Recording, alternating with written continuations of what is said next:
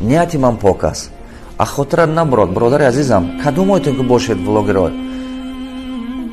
қуввати одам пул ба нест, қуввати одам вазифа ба нест, қуввати одам гап ба нест, қуввати одам ният ба аст.